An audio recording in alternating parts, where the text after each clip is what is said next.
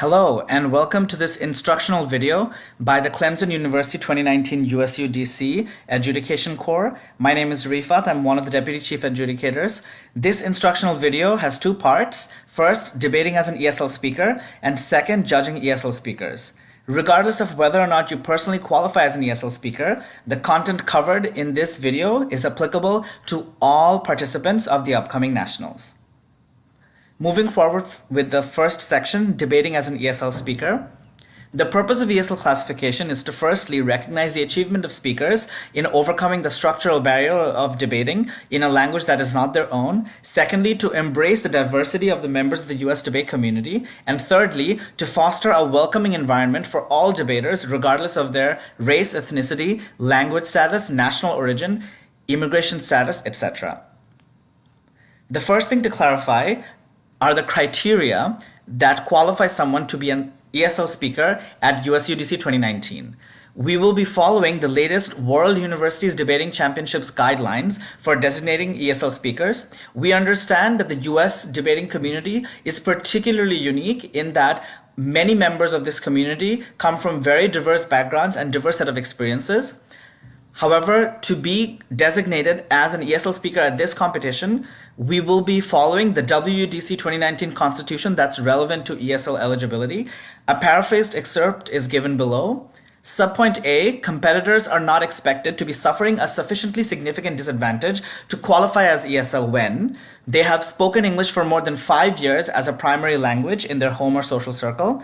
They have spent more than 5 years when of school age or above in a country where English is the primary medium of exchange. They have spent more than 5 years enrolled in an educational program where English is the effective medium of instruction in a non-native English environment, or the English language is the subject or instruction. They have worked more than 5 years in a workplace where English is the effective medium of exchange. What subpoint A does is outlines the 4 criteria that, if satisfied, will disqualify a person to be ESL. Remember also that an individual does not need to satisfy all of the 4. Even satisfying one of them is enough for them to not be qualified as ESL for this competition. Subpoint B, competitors are not expected to be suffering a sufficiently significant disadvantage to qualify as ESL if they have experienced several of the aforementioned conditions for a cumulative period of time that exceeds 5 years. What subpoint B is saying is that even if a person doesn't individually satisfy any of the bullet points under subpoint A, as long as the cumulative period of time exceeds 5 years, they still will not qualify as ESL. For example, if say you have attended university in an English-speaking country for 3 years and then subsequently you work in a place for 4 years where English is the effective medium of exchange, even though you individually don't reach the limit of 5 years for workplace criteria or school criteria, cumulatively you have 7 years and that exceeds 5 years, you will still not be considered ESL for this competition. Now, regarding eligibility, we will follow the same norms as we do for novice eligibility. That is to say, we will expect a student or a coach or a team to look at the fitness of the person in question to these 2 criteria in subpoints A and B, and then in good faith tell us if they are considered to be ESL for this competition. However, that being said, we understand that ESL designation is particularly unique in which there may be cases where individuals have certain experiences or backgrounds that may provide compelling reason, even if they don't satisfy these 2 subpoints, that they should still be considered ESL. In those cases, we will take it as a special case and we welcome you to submit this to the Clemson USUDC 2019 Adjudication Core. So number 3 says, all special cases will be reviewed by the Adjudication Core and decided on a case-by-case basis, and you can use this email address for more information. Following are a couple of tips and tricks that I have learned based on my experience as an ESL speaker in the US debating community. Firstly, I think you should use 2 kinds of drills to improve the mastery of general public speaking skills. The first of this is word economy. I don't remember the specific name of this drill, but basically what you should do is you give an argument in 5 minutes and then you give that same argument in 3 minutes and then 1 minute. What this does is that it makes you realize that the same speech that you gave in 1 minute versus 5 minutes, in fact, a lot of the material that you said in the 5 minutes were actually not germane to the delivery of the argument, and you slowly become more cognizant of being able to identify how you can be more concise and more succinct in your choice of language. So the first one was word economy. The second one, I think, that will be helpful is to reduce reliance on filler words. In this drill, what you should do is you give your usual 7-minute speech, but then record it and listen to it yourself, and then identify what were the filler words you used, for example, like, etc. And when you do this, I believe you will become more cognizant of these filler words and avoid using them because, as you know, it's very important to maximize the amount of content you can pack in a speech because 7 minutes is never enough. Second item on this is keeping the following handy. First is an English to English dictionary or thesaurus, and second is an English to your primary language dictionary. If you are anyone like me, I generally think in my native language and then translate that back in my head before speaking. So particularly if you're trying to say something but you don't know exactly how to translate it in English, I think a thesaurus and a dictionary will be helpful. Thesauruses can be particularly helpful for whip and summary speakers when you're trying to avoid sounding repetitive but still encapsulate what your partner covered. For the Clemson USUDC 2019 competition, we will be allowing ESL speakers to carry electronic dictionaries. This does not mean all speakers are allowed to use electronic devices writ large because WUDC guidelines do not allow for that. However, specifically those individuals who qualify as ESL will be allowed to have separate electronic dictionaries. These are, I believe, like $20 on Amazon and a worthy investment if you're an ESL speaker.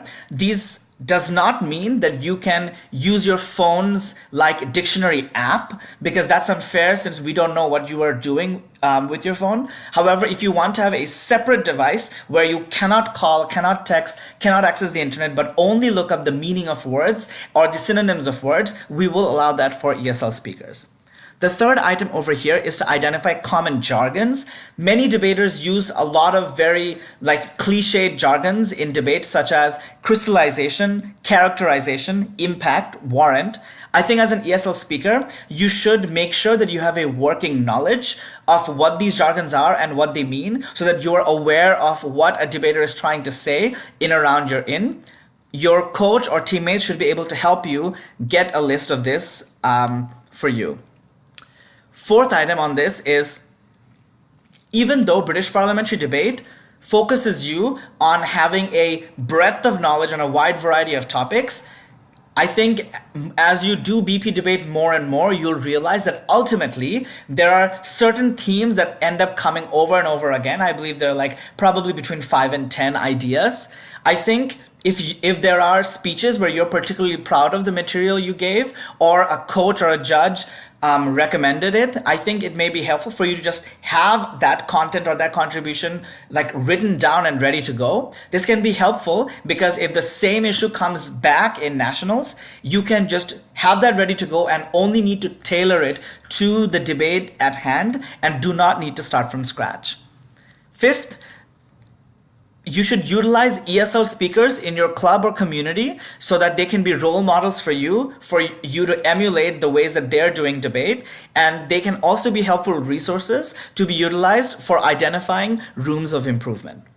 Sixth on this is watching past WUDC elimination rounds for ESL and EFL can be particularly helpful. All you need to do is just Google 2017 ESL semifinal and you should be able to find it.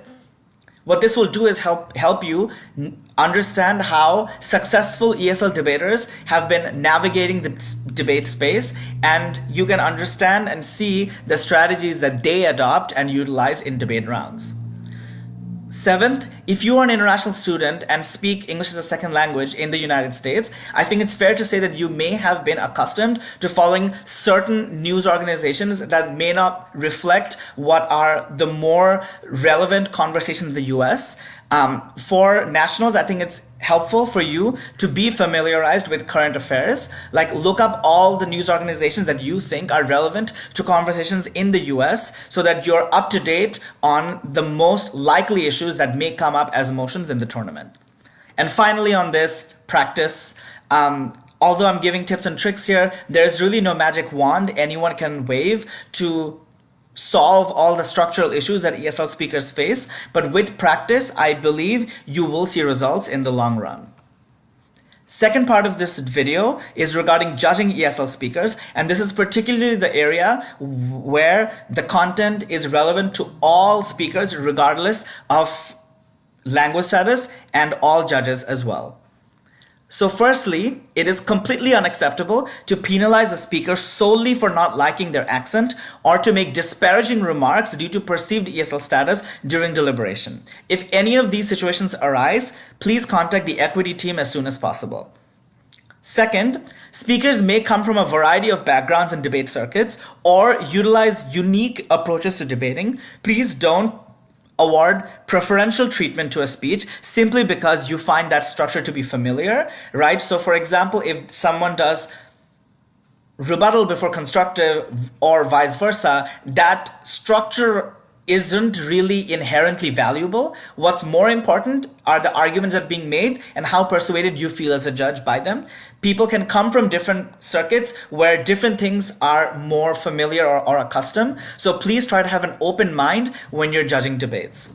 Third, when comparing teams on the same bench, that is opening government and closing government, or opening opposition and closing opposition, please ensure that the extension delivered by a closing team is not awarded credit for merely regurgitating the material from their opening team in a better sounding accent, right? So for example, English, like as a primary language debaters, by definition, have a better grasp of the English language, and it is not fair for them to deserve credit when they're saying the same things or the same material being regurgitated just in a better sounding way or in a better set of words. Judges, it is incumbent upon you to identify if there were specific material that helped advance the debate from closing, or if there were specific analytical ideas that were said that were not said in the opening, but try to be as specific and concrete about the ways in which closing teams advance so that you can make sure that your judging practices do not disproportionately harm ESL speakers.